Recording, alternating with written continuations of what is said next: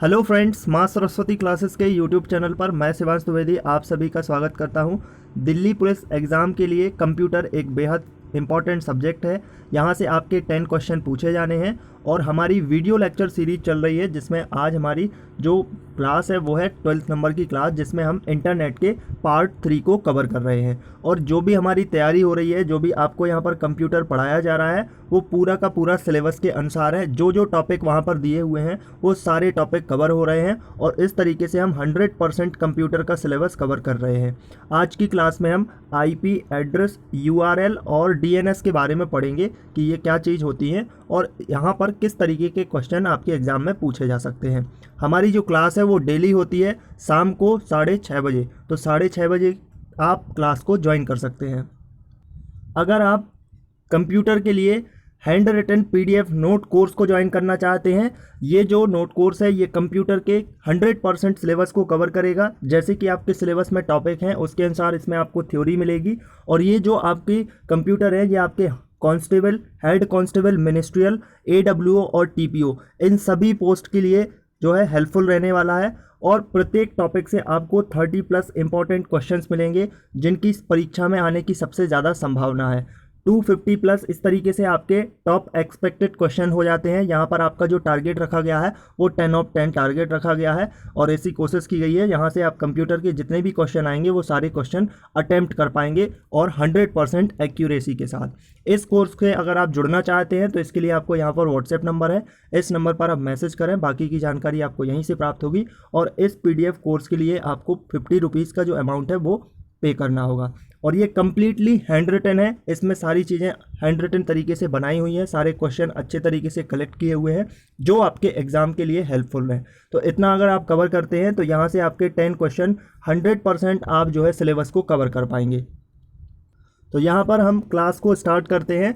उससे पहले आपको बताना चाहेंगे कि अगर आपने इंटरनेट से अगर आप तैयारी कर रहे हैं, जो हमारा टॉपिक चल रहा है इंटरनेट का, तो इसके लिए पार्ट 1 है, पार्ट 2 और पार्ट 3 और इससे भी ज़्यादा आपकी कंप्यूटर की बहुत सारी क्लासेस ऑलरेडी अपलोडेड हैं। तो अगर आप उनको देखना चाहते हैं तो प्लेलिस्ट में जाइएगा। प्लेलिस्ट में आपको सारे टॉपिक वाइज जो वीडियो हैं वो मिल जाएंगे और वहाँ से आप थ्योरी भी कवर कर लेंगे और उसके बाद जो आपका टॉपिक कंप्लीट होता है उसके बाद क्वेश्चन भी वहाँ पर दिए गए हैं, तो आपको क्वेश्चन भी सॉल्व कराए गए हैं और वो सारे क्वेश्चन बहुत इंपॉर्टेंट हैं एग्ज़ाम के लिए। तो उनको आप देख सकते हैं, उनको आप ज्वाइन कर सकते हैं। प्लेलिस्ट का लिंक आपको डिस्क्रिप्शन बॉक्स में मिल जाएगा।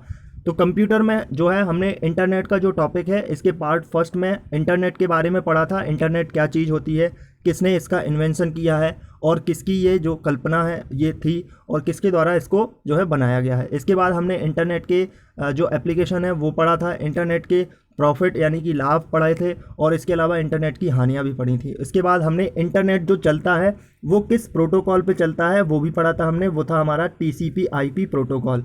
और TCP/IP से एक क्वेश्चन आपका ज़रूर आएगा। अगर आपने नहीं देखी है वीडियो तो प्लीज़ आप उन सारी क्लासेस को ज़रूर देख लीजिएगा, बहुत कम समय में आप कंप्यूटर की तैयारी अच्छे से कर पाएंगे। तो TCP/IP के बाद जो होता है वो एक आपका IP एड्रेस आता है, इंटरनेट से ही जो कि लिंक होता है। और IP एड्रेस क्या होता है इसको यहाँ पर समझना ज़रूरी है। IP एड्रेस के बारे में आप जानते ही होंगे कि जितनी भी डिवाइसेस होती हैं जो कि इंटरनेट से कनेक्टेड होती हैं उन सभी का अपना अपना IP एड्रेस होता है। जैसे कि आपका कोई मोबाइल है तो मोबाइल में जो सिम आप यूज़ कर रहे हैं उस सिम का भी अपना खुद का एक मोबाइल नंबर होता है। जैसे कि हर मोबाइल के लिए जो सिम कार्ड हैं, हर सिम कार्ड का एक अपना अलग नंबर होता है, ठीक वैसे ही हर इंटरनेट से एक्सेस मांगने वाली डिवाइस का अपना खुद का एक IP एड्रेस होता है जो कि बिल्कुल यूनिक होता है और ये दूसरी चीज़ों से भिन्न होता है। जैसे आप मोबाइल नंबर को यूज़ कर रहे हैं तो आपका मोबाइल नंबर एकदम आप जो वाला जिस मोबाइल नंबर को आप यूज़ कर रहे हैं वो बिल्कुल यूनिक है, उससे जितने भी अंक उसमें यूज़ किए गए हैं वो किसी दूसरे ने यूज़ नहीं किए हैं। तो ठीक वैसे ही यहाँ पर IP एड्रेस होता है। IP एड्रेस यहाँ पर यूज़ कहाँ किया जाता है, तो देखिए IP एड्रेस का यूज़ करने का सिंपल सा फंडा है। जैसे आपके जो है यहाँ पर जहाँ पर भी आप रहते हैं तो आपका जो घर है वहाँ पे आपके घर का एक पर्टिकुलर एड्रेस होता है। अब किसी व्यक्ति को अगर आपके घर तक पहुँचना है तो उसे एड्रेस पता होना चाहिए कि इस एड्रेस पे जो भी कोई पहुँचना चाहता है तो उसका एड्रेस पता होगा, तभी वो उस एड्रेस पे पहुँच पाएगा। तो आईपी एड्रेस भी ठीक वैसा ही है, कॉन्सेप्ट होता है कि हर डिवाइस का इंटरनेट से जो एक्सेस डिवाइस होती हैं, कनेक्ट होती हैं, उनका खुद का एक एड्रेस होता है, जिससे अगर कोई डेटा यहाँ से वहाँ ट्रांसफ़र हो रहा है तो वो एग्जैक्ट चीज़ यानी कि एग्जैक्ट लोकेशन पर पहुँच सके। जैसे कि जहाँ पर जो आपका सर्वर है, ये सर्वर का मतलब क्या होता है कि जहाँ पर डेटा स्टोर है, जहाँ पर उसका सेंटर है, वहाँ से जो डेटा है वो एक किसी पर्टिकुलर जो डिवाइस है उसके द्वारा एक्सेस किया जाना है, तो वो आईपी एड्रेस से कनेक्ट होगा। और आईपी एड्रेस से क्या होगा, अब चूंकि इंटरनेट जो है वो बहुत सारा इंटरनेट का जाल होता है और उसमें आईपी एड्रेस से ही डेटा सही जगह पर पहुंच पाता है। तो ये आईपी एड्रेस की जो है एक ज़रूरत होती है। अब आईपी एड्रेस जो होता है वो datagram packet TCP IP network पर पैकेट को ट्रांसमिट करता है। अब पैकेट को ट्रांसमिट करने के मतलब क्या होगा कि यहाँ पर पैकेट स्विचिंग होती है। पैकेट स्विचिंग क्या होती है, जैसे कि आप जैसे कोई भी ऐसी वस्तु है, जैसे कि बहुत सारा सामान है, कोई ट्रक है और उसमें आप किसी लगेज को, कोई सामान को अगर आप उसमें भर रहे हैं तो कैसे भरेंगे, एक साथ तो सारा सामान चला नहीं जाएगा उसमें आपको छोटे छोटे टुकड़ों के माध्यम से यानी कि उसके छोटे छोटे पैकेट बनाने होंगे और उसके बाद उस सारे पैकेट्स को एक एक करके आप उस जगह पर रख पाएंगे। ठीक वैसे ही यहाँ पर जब आपका डेटा आता है, जैसे कोई भी चीज़ आप डाउनलोड कर रहे हैं, कोई वीडियो है, अगर मान लीजिएगा वो वीडियो 100 MB का है, तो ऐसा तो है नहीं कि एक बार में ही 100 MB आ गई। अगर इंटरनेट की स्पीड इतनी हो गई तो ज़रूर आ सकता है, लेकिन वो भी तब पॉसिबल होता है जब पैकेट स्विचिंग होती है। तो पैकेट स्विचिंग में क्या होगा कि ये जो आपका 100 MB की कोई फाइल है, तो ये फाइल छोटे छोटे टुकड़ों में आकर के आपकी जो भी डिवाइस यहाँ पर कनेक्ट है उसमें आ पाएगी। तो आप देखते होंगे कि जब भी कोई चीज़ डाउनलोड करते हैं तो फिर वो धीरे धीरे छोटे छोटे पैकेट्स में यहाँ पर डाउनलोड हो रही होती है, एक बार में ही डाउनलोड नहीं हो जाती है। तो ये कहलाती है पैकेट स्विचिंग। और आईपी एड्रेस टीसीपी आईपी जो प्रोटोकॉल होता है, जो टीसीपी आईपी प्रोटोकॉल है, यही इंटरनेट को चलाता है। तो टीसीपी आईपी प्रोटोकॉल से आईपी एड्रेस में पैकेट स्विचिंग के माध्यम से आपका जो डेटा है वो ट्रांसमिट होता है। टीसीपी आईपी नेटवर्क इसमें हेडर में सोर्स और जो डेस्टिनेशन है उसका आईपी एड्रेस रखता है। यानी कि जो टीसीपी आईपी नेटवर्क जो लेयर होती है उसमें आपको डेटा कहाँ पर ट्रांसमिट करना है, किस डिवाइस में जाना है, डेटा आ कहाँ से रहा है, ये सारी चीज़ें आईपी एड्रेस के माध्यम से एक जगह से दूसरी डिवाइस में कनेक्ट कर पाती हैं। सेकंड यहाँ पर पॉइंट देखते हैं हम, तो यहाँ पर पॉइंट में लिखा है, बताया गया है कि इंटरनेट पर जो होस्ट होता है। अब होस्ट क्या होता है, देखिए कोई भी वेबसाइट होती है उसका खुद का डेटा होता है और डेटा होता है वो कहाँ पर स्टोर होता है, वहाँ पर होस्ट में, सर्वर में स्टोर होता है। सर्वर कुछ नहीं है, सर्वर क्या है, एक ऐसी जगह है जहाँ पर सुपर कंप्यूटर लगे हुए हैं और सुपर कंप्यूटर की इतनी मेमोरी है, इतनी तेज़ मेमोरी है, यानी कि उनकी प्रोसेसिंग स्पीड बहुत ज़्यादा है और इनकी मेमोरी भी बहुत ज़्यादा है। तो वहाँ पर सारा का सारा डेटा स्टोर होता है। ये हवा में डेटा नहीं स्टोर हो रहा है। जैसे आप देख रहे हैं कि यूट्यूब जो है, अगर आप यूट्यूब में वीडियो देख रहे हैं तो ये सारे वीडियो में भी खुद का डेटा होता है। और ये डेटा होता कहाँ है, ये कोई हवा में नहीं होता है डेटा, ये होता है एक ऐसी जगह जहाँ पर यूट्यूब ने अपने सेंटर, डेटा सेंटर बनाए हुए हैं। एक ऐसी जगह होती है जहाँ पर बहुत सारे सुपर कंप्यूटर, बड़े बड़े सुपर कंप्यूटर लगे हुए होते हैं। आप कभी इनको इमेज पर सर्च करना, गूगल पर सर्च करना कि ये डेटा सेंटर जो है उसकी इमेज दिखाइए, तो वहाँ पर आप देख पाएंगे कि बहुत बड़े बड़े कंप्यूटर लगे हुए होते हैं और वो सुपर कंप्यूटर होते हैं। उनकी बहुत तेज़ प्रोसेसिंग स्पीड होती है और उनकी मेमोरी भी बहुत ज़्यादा होती है। तो वहाँ पर सारा डेटा स्टोर होता है, फिर उसके बाद वो इंटरनेट के माध्यम से आप तक पहुँचता है। यहाँ पर भी इंटरनेट की आवश्यकता होगी और यहाँ पर जो आप चला रहे हैं वहाँ पर भी इंटरनेट की आवश्यकता होगी। इसके बाद ये आईपी के माध्यम से, अब क्या है, इंटरनेट जैसे मान लीजिएगा यूट्यूब का जो डेटा सेंटर है वो कहाँ पर है, मान लीजिएगा न्यूयॉर्क में है और आप कहाँ बैठे हुए हैं, आप हैं इंडिया में, ठीक है। तो वहाँ से ऐसा हवा में तो आ नहीं जाएगा, बीच बीच में कोई ऐसी डिवाइसेस ज़रूर वहाँ पर लगी हुई होती हैं जो पहले यहाँ तक पहुँचाएंगी, फिर यहाँ तक पहुँचाएंगी, फिर यहाँ तक पहुँचाएंगी, फिर उसके बाद आपके जो नेटवर्क है उसके माध्यम से आपकी डिवाइस तक पहुँचेगा। तो ये बीच बीच में जो लगे हुए होते हैं ये रूटर होते हैं। इनमें बहुत सारी छोटे छोटे हार्डवेयर मतलब कि पार्ट लगे हुए होते हैं जिनको हम रूटर भी कहते हैं, ब्रिज होते हैं, गेटवे होते हैं। तो इस तरीके से छोटे छोटे पार्ट होते हैं। तो इन पार्ट का भी अपना खुद का आईपी एड्रेस होता है। मैंने आपको क्या स्टार्टिंग में बोला कि जो भी इंटरनेट की एक्सेस डिवाइस होती है उनका आईपी एड्रेस होता है। आप मोबाइल में इंटरनेट यूज़ कर रहे हैं तो मोबाइल का आईपी एड्रेस है, आप कंप्यूटर में यूज़ कर रहे हैं तो उसका भी आईपी एड्रेस है, आप लैपटॉप में यूज़ कर रहे हैं तो उसका भी आईपी एड्रेस है, आप टैबलेट में यूज़ कर रहे हैं तो उसका भी, यानी कि आप जिस भी ऐसे डिवाइस जो कि इंटरनेट का एक्सेस करते हैं उनका आईपी एड्रेस होता है। तो ये आईपी एड्रेस उस पहचान को रखते हैं ताकि डेटा खो ना जाए। एक पर्टिकुलर एड्रेस होता है कि यहाँ तक ये डेटा पहुँचाना ही पहुँचाना है। तो यहाँ पर जो होस्ट लगे हुए हैं, और होस्ट तो यही हो गया जो सेंटर है, डेटा सेंटर है, और जो रूटर लगे हुए हैं इनका भी आईपी एड्रेस होता है। यही बात इस फर्स्ट पॉइंट में मैं आपको बताने की कोशिश कर रहा हूँ। इसके बाद इनका जो कॉम्बिनेशन होता है वो एकदम यूनिक होता है। ठीक वैसे ही जैसे आपका मोबाइल नंबर एकदम यूनिक है, अब आपका मोबाइल नंबर 10 डिजिट का है, 10 अंक का है और यूनिक है एकदम, किसी दूसरे से बिल्कुल मिलता जुलता नहीं है। ठीक वैसे ही हर डिवाइस का अपना आईपी एड्रेस बिल्कुल यूनिक होता है, किसी से मिलता जुलता बिल्कुल भी नहीं है। तो ये इसका सेकंड जो है वो फीचर होता है, यानी कि ये जो है बिल्कुल आईपी एड्रेस एक दूसरे से बिल्कुल यूनिक होते हैं, किसी से मिलते जुलते नहीं हैं। इसके अलावा जो आईपी एड्रेस होते हैं वो 32 बिट के होते हैं। बिट क्या होता है? बिट का मतलब होता है जो डेटा होता है उसकी सबसे छोटी इकाई होती है बिट।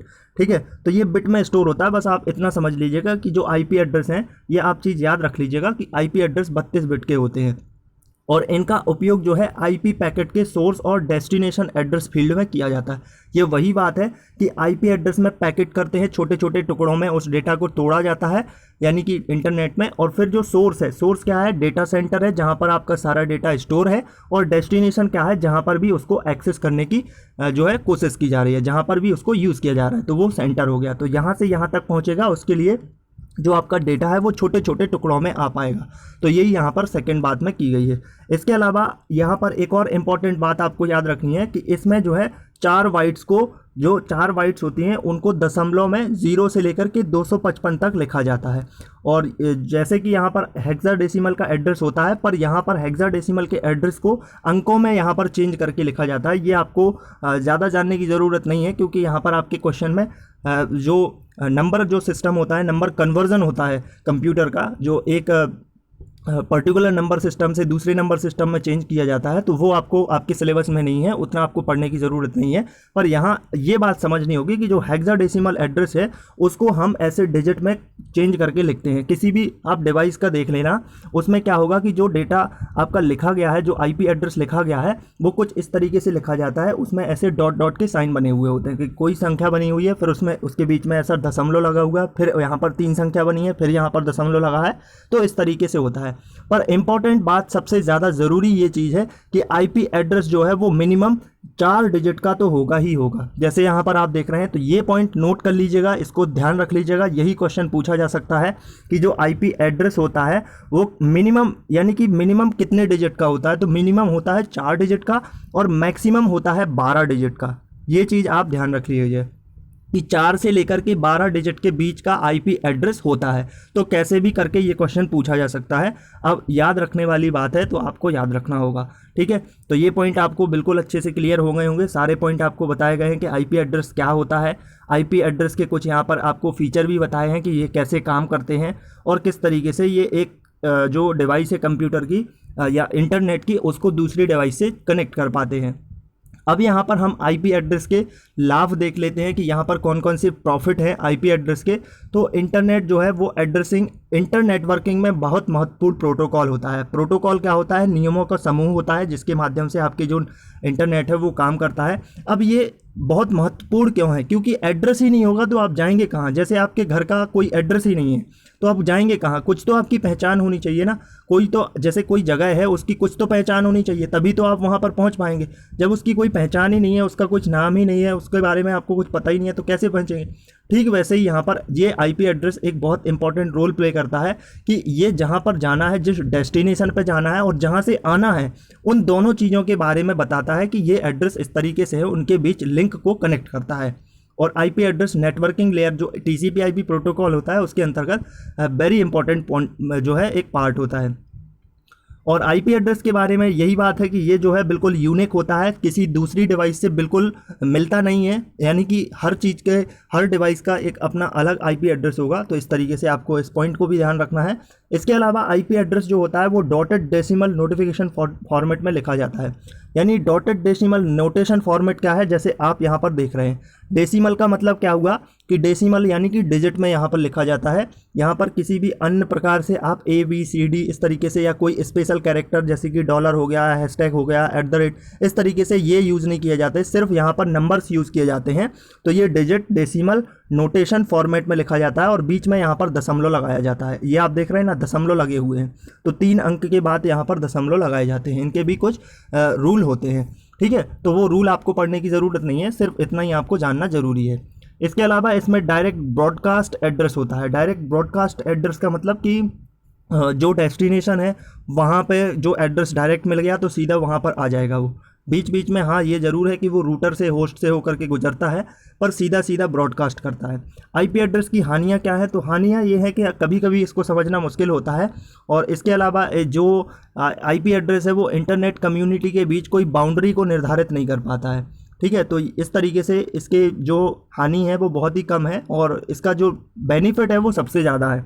तो बेनिफिट आप देख ही रहे होंगे कि अगर कोई एड्रेस मिल जाएगा तो आप सक्सेसफुली वहाँ पर पहुँच पाएंगे, और फिर एड्रेस भी यूनिक होना चाहिए। ऐसा नहीं कि दो जगह का यानी कि 2 ऐसी चीज़ें हैं जिनका एड्रेस एक जैसा है, फिर तो आप कंफ्यूज हो जाएंगे कि कहाँ पर आपको जाना है। तो ठीक वैसे ही यहाँ पर यूनिक होता है और इसको डेसिमल फॉर्मेट में लिखा जाता है ताकि इसको थोड़ा सा डिकोड किया जा सके। अगर ऐसे हेक्साडेसिमल एड्रेस में लिख देंगे तो डिकोड करना थोड़ा सा मुश्किल हो जाएगा। और इसके अलावा क्या है कि ये एड्रेस जो होता है एकदम यूनिक होने की वजह से कहीं खोता नहीं है हमारा डेटा, और सीधा होस्ट से लेकर के जो सर्वर के माध्यम से आकर के क्लाइंट पर कनेक्ट कर पाता है। तो यहाँ पर आपको आईपी एड्रेस के बारे में सारी चीज़ें बताई हैं। जितना आपको बताया गया है उतना ही आपको पढ़ना है और वहीं से आपके क्वेश्चन आने हैं, ठीक है। इससे ज़्यादा आपको डीपली डीपली जाने की ज़रूरत नहीं है। जितना ज़रूरी है उतना आपको बताया गया है। इसके बाद हम अपना नेक्स्ट पॉइंट देखते हैं, ये है URL, ठीक है। अच्छा, आईपी का जो फुल फॉर्म भी आपको याद रखना होगा, इंटर नेटवर्किंग प्रोटोकॉल होता है। कई बार आपको बताया, TCP IP में भी बताया हुआ है। तो ये जो फुल फॉर्म होते हैं वो भी याद रखने ज़रूरी हैं, क्योंकि फुल फॉर्म से भी एक आध क्वेश्चन आ जाता है। तो यहाँ पर URL में सबसे इम्पॉर्टेंट पॉइंट यही है कि आपको इसका फुल फॉर्म याद रखना है। यूनिफॉर्म रिसोर्स लोकेटर होता है, और ये यूनिफॉर्म रिसोर्स लोकेटर यानी कि URL क्या होता है इसको यहाँ पर जान लेते हैं। www ये वर्ल्ड वाइड वेब होता है, जिसमें किसी डॉक्यूमेंट को ढूंढने के लिए एक यूनिक एड्रेस जिसे यूनिफॉर्म रिसोर्स लोकेटर कहते हैं, ये जानना ज़रूरी होता है। जैसे कि आप अगर कोई वेबसाइट है उसमें अगर आप देखते होंगे तो वेबसाइट में सबसे पहले लिखा हुआ होता है www और उसके बाद डॉट लगा हुआ होता है, और उसके उस वेबसाइट का जो होस्ट नेम होता है यानी कि जो डोमेन नेम होता है, होस्ट नेम होता है, वो लिखा हुआ होता है। उसके बाद यहाँ पर डोमेन नेम लिखने के बाद उस वेबसाइट का होम पेज का एड्रेस है या जिस भी पेज में आप जाना चाहते हैं उसका एड्रेस होता है। तो ये है क्या, URL। www के बाद जो भी चीज़ें लिखी हुई हैं, एक्चुअली में www से ही स्टार्ट होता है URL, पर www ये तो सभी के लिए कॉमन होता है। इसके बाद जो चीज़ें लिखी हुई होती हैं उनको यूनिफॉर्म रिसोर्स लोकेटर कहते हैं, जिसके माध्यम से आप इंटरनेट पर, ये बहुत आसान भाषा होती है, इसके माध्यम से अब चूँकि किसी भी वेबसाइट का कोई अपना खुद का एड्रेस होगा तो वो एक नॉर्मल होना चाहिए, ताकि अगर किसी व्यक्ति को इंटरनेट के बारे में ज़्यादा जानकारी नहीं है, कोडिंग डिकोडिंग वगैरह चीज़ों के बारे में नहीं है, तो एक नॉर्मल सी चीज़ से भी वो अपनी जो इंटरनेट की ज़रूरत है उसको पूरा कर सकता है। तो इसीलिए ये एकदम बिल्कुल आसान भाषा में URL को लिखा जाता है। जब कोई वेब ब्राउज़र में लिंक पर क्लिक करता है तो ब्राउज़र जो है वो URL में दिए गए साइट के नाम को ओपन कर देता है। जो URL में आपने देखा होगा लिंक होते हैं बहुत सारे, तो वो लिंक जो होता है वो URL ही होता है, और उस लिंक के पीछे बहुत सारी चीज़ें होती हैं, जिसमें जो वेबसाइट पे जिस लिंक को आप खोल रहे हैं उसका डेटा होता है, उसके सारे जो भी साइट मैप होता है वो सारी चीज़ें होती हैं। और इसके URL के 3 जो पार्ट हैं वो होते हैं, कौन कौन से हैं, प्रोटोकॉल है, सर्वर एड्रेस है और document position in server space.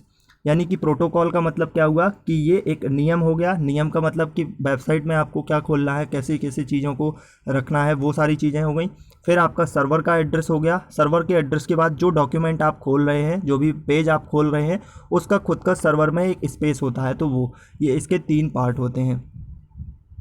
अब जो URL होता है वो क्या है, आप URL में देख पा रहे होंगे कि जब आपकी कोई वेबसाइट का एड्रेस होता है उससे पहले यहाँ पर HTTP यानी कि हाइपर टेक्स्ट ट्रांसफ़र प्रोटोकॉल ये लिखा हुआ होता है, और उसके बाद यहाँ पर इस तरीके से कॉलम लगा हुआ होता है, 2 बिंदी लगी हुई होती हैं, और उसके बाद यहाँ पर ऐसा स्लैश लगा हुआ होता है। फिर इसके बाद www डॉट, फिर इसके बाद जो वेबसाइट है उसका नाम लिखा हुआ होता है। तो यही बन जाता है आपका URL। तो URL से पहले ये जो HTTP है ये बिल्कुल अनिवार्य होता है, लिखना ही बिल्कुल ज़रूरी होता है, और ये हाइपर टेक्स्ट ट्रांसफ़र प्रोटोकॉल के अंतर्गत आता है। URL जो है ये भी बताता है कि जो डॉक्यूमेंट है वो किस तरह से एक्सेस किया जाना है, यानी कि आप डॉक्यूमेंट में क्या खोजने वाले हैं, साइट पर, वेबसाइट पे आप क्या किस चीज़ के बारे में जानना चाहते हैं, ये आपको URL के माध्यम से ही पता चलता है। और HTTP की मदद से या फिर FTP प्रोटोकॉल के माध्यम से आप इसको एक्सेस कर पाते हैं। यहाँ पर एक एग्जाम्पल को देखते हैं। जैसे कि यहाँ पर आप देख सकते हैं ये एक वेबसाइट है, वो भी SSC की वेबसाइट है, और यहाँ पर आप SSC की वेबसाइट में देख रहे होंगे कि स्टार्टिंग में HTTPS लगा हुआ है।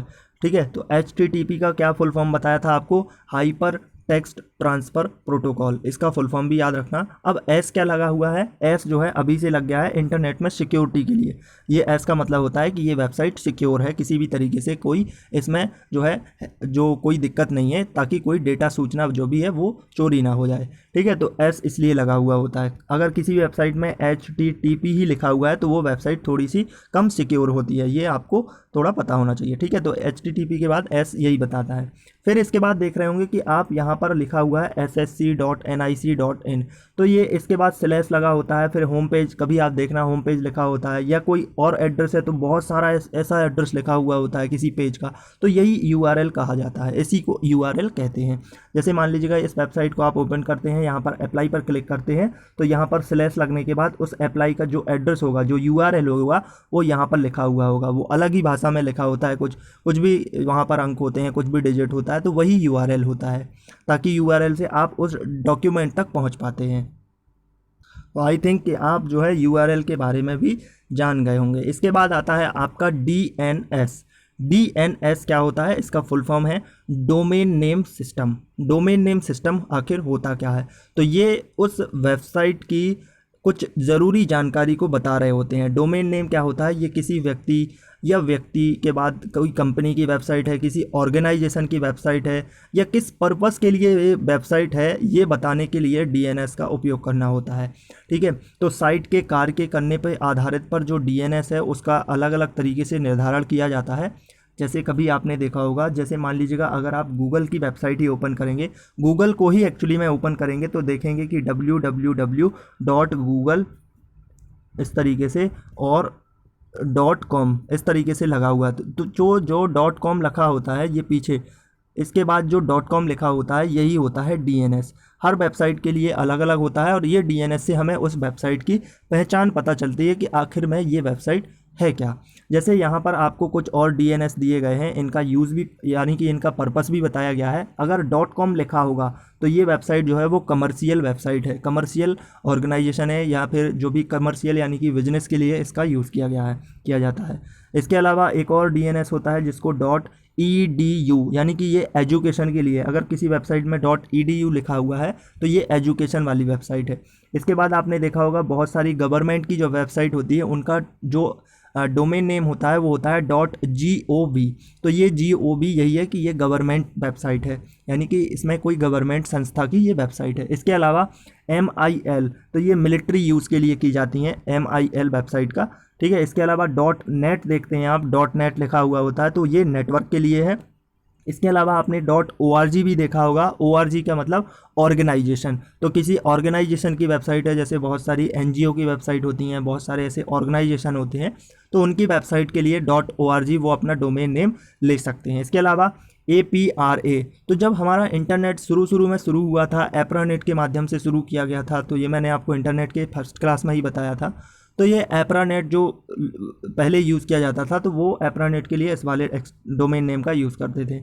इसके अलावा .int आप देखते होंगे, INT केवल IN नहीं, अगर IN है तो ये .in लिखा हुआ है, इसका मतलब ये इंडिया की पहचान बता रहा है कि ये वेबसाइट जो है इंडिया की है। जैसे अभी आपने SSC की ही वेबसाइट देखी थी तो उसमें ये लिखा हुआ था कि www.ssc.nic.in, तो NIC से क्या हो गया, नेशनल जो आपका सेंटर होता है उसकी, NIC का मतलब नेशनल इंफॉर्मेशन सेंटर, यानी कि NIC भी एक क्या होता है, डेटा डोमेन नेम होता है। तो NIC फिर इसके बाद .in लिखा हुआ था, तो ये इंडिया यानी कि ये वेबसाइट कहाँ की है, इंडिया की। अगर किसी वेबसाइट में इस तरीके से डबल आपको कोई डोमेन नेम मिल जाए और पीछे इस तरीके से लिखा है तो ये इंडिया की है। ऐसी किसी और देश की होती है तो उसका अलग डोमेन नेम होता है।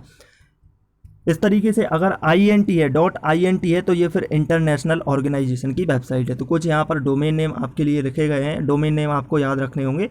पूछा जा सकता है, कोई भी डोमेन नेम का एग्जांपल दे देगा एग्जाम में और आपसे पूछा जाएगा कि ये डोमेन नेम किसका है, तो आपको बताना होगा। तो इस तरीके से आज की क्लास में हमने इंटरनेट के पार्ट 3 को कवर किया, जिसमें IP एड्रेस और URL और DNS के बारे में हमने पढ़ा है।